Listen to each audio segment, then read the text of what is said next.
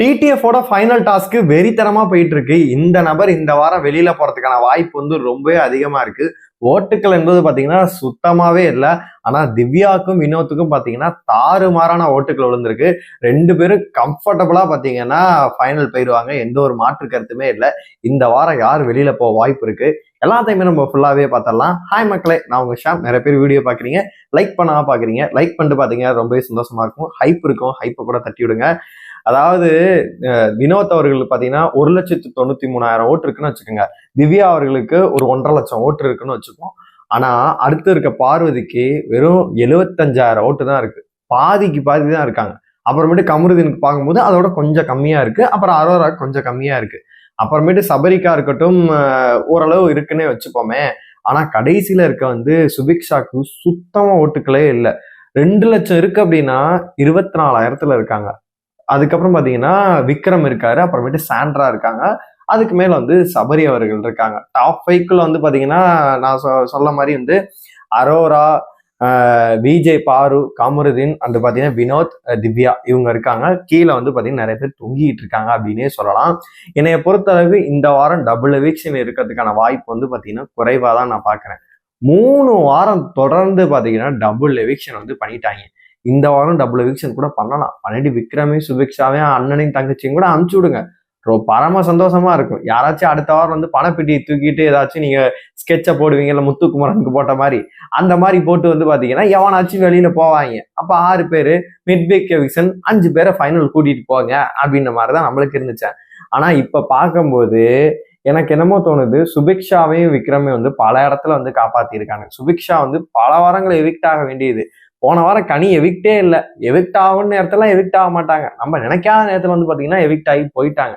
அதனால இந்த வாரம் என்னை பொறுத்தளவு சிங்கிள் எவிக்ஷன் இருக்கும் பட்சத்தில் சாண்ட்ராவோட கேம் முடிந்து விட்டதா நான் பாக்குறேன். சாண்ட்ரா ஆல்மோஸ்ட் பாத்தீங்கன்னா வீட்டுக்குள்ள யாருமே சேர மாட்டேங்கிறாங்க. பார்வதி கூட மட்டும்தான் இருந்தாங்க. அதுவும் சண்டே ஆயிட்டு போயிடுச்சு. இப்போ கமருதீன் கூட சண்டே ஆயிட்டு போயிடுச்சு. அதனால என்னை பொறுத்த வரைக்கும் டிடிஎஃப் அவங்க வின் பண்றதுக்கான வாய்ப்பும் கிடையாது. ஆல்மோஸ்ட் விக்ரம் அண்டு சுபிக்ஷா பொறுத்தளவு எனக்கு ரொம்ப டவுட்டா இருந்துச்சு.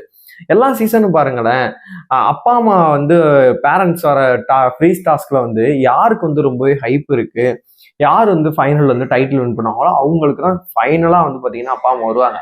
போன சீசன் உங்களுக்கு ஞாபகப்படுத்தி பாருங்க, முத்துக்குமரனோட அப்பா அம்மா கடைசி நாள் நைட்டு 9 மணிக்கு வந்தாங்க.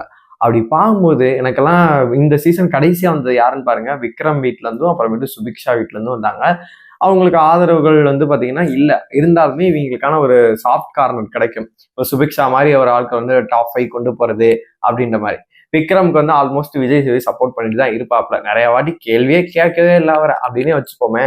அதனால என்னைய பொறுத்தளவு இந்த டாப் 5க்குள்ள பாத்தீங்கன்னா இவங்க ஓரளவுக்கு கம்ஃபர்டபுள் பொசிஷன்ல இருக்காங்கன்னே வச்சுப்போமே. சபரிக்கு தெரில, அவருக்கு இவங்க சேனல் ப்ராடக்ட்னு காப்பாற்றுறதுக்கான வாய்ப்பு இருக்கு. நான் சாண்ட்ராவை எவிக்ட் பண்றதுக்கான வாய்ப்பு தான் ரொம்ப அதிகமா இருக்க மாதிரி நான் பாக்குறேன். உங்களோட கருத்துக்களை கமெண்ட் பாக்ஸ்ல சொல்லுங்க. இல்ல சாண்ட்ராக்கு பதிலாக சுபிக்ஷாவோ இல்ல விக்ரமோ இல்ல அவங்க 2 பேருமே போனா நல்லா இருக்கும். என்னைய கேட்டா சுபிக்ஷாவையும் விக்ரமையும் டபுள் எவிக்ஷன் பண்ணி விட்டுறலாம். பண்ணிவிட்டு அடுத்த வாரம் என்னைய பொறுத்தளவு கமருதீன்ல இருந்து, வினோத்ல இருந்து, பார்வதியில இருந்து, அரோரா எல்லாரும் பாத்தீங்கன்னா அந்த பணப்பெட்டி வெளியில போயிட்டு எடுத்துட்டு வரணும் அப்படின்ற ஒரு முனைப்புல இருப்பாங்க. அன்எக்ஸ்பெக்டடா பாத்தீங்கன்னா அரோரா சிக்கிட்டாங்க அதுல, இல்ல அன்எக்ஸ்பெக்டடா பாத்தீங்கன்னா சாண்ட்ரா அதுல சிக்கிட்டாங்க அப்படின்னா அவங்கள எவிக்ட் பண்ணிடலாம். மிட்வீக் எவிக்ஷனை ஒண்ண வச்சுட்டு ஃபைனலுக்கு அழகா நீங்க ஒரு 5 பேரை தூக்கிட்டு போனீங்க அப்படின்னா உண்மையிலே சூப்பரா இருக்கும் அப்படின்ற மாதிரிதான் என்னோட கருத்து. இன்னைக்கு டாஸ்க் 7 நடக்குது. அதுல பாத்தீங்கன்னா அரோரா ஜெயிக்கிறாங்க. செகண்ட் பார்வதி வராங்க. அதுக்கப்புறம் நைட்டுக்கு பாத்தீங்கன்னா காருக்குள்ள யார் டாஸ்க் நம்ம ஈகரா வெயிட் பண்ணிட்டு செம்ம சண்டையோட பாத்தீங்கன்னா நடந்துட்டு இருக்கு. வெயிட் பண்ணி பார்க்கலாம். இந்த டிடிஎஃப் உண்மையிலே சூப்பராகவே இருக்கு. இது வரைக்கும் பிக் பாஸ் பார்க்காதவங்களாம் கூட பாத்தீங்கன்னா இப்போ பிக் பாஸ் பார்த்துட்டு இருக்கேன். காரணம் என்ன அப்படின்னா இந்த டிடிஎஃப் டாஸ்க் உண்மையிலே சூப்பராகவே போயிட்டு இருக்கனால, அதுவும் அந்த மலையாள கிரியேட்டிவ் டீம் அப்படியே இங்க வந்தனால நல்லா இருக்கிறதுனால பாக்குறாங்க. ஏன்னா அதுவுமே நல்லாவே இருக்காது. போன சீசன் ஒண்ணு பண்ணாங்க, கடைசி நேரத்துல பாத்தீங்கன்னா ஒரு ஹைப் கிரியேட் பண்ணி ஜாக்லின் எவிக்ட் பண்ணி ஒரு டிஆர்பி உண்டு பண்ணாங்க. அதே மாதிரி இந்த சீசனும் பாத்தீங்கன்னா இந்த பணப்பெட்டி டாஸ்க் வச்சு ட்ரை பண்ணலாம். இன்னைக்கு என்ன நடக்க போகுது, யார் வெளியில போனா நல்லா இருக்கும், உங்களோட கருத்துக்கள் எல்லாத்தையுமே மறக்காம கமெண்ட் பாக்ஸ்ல சொல்லுங்க.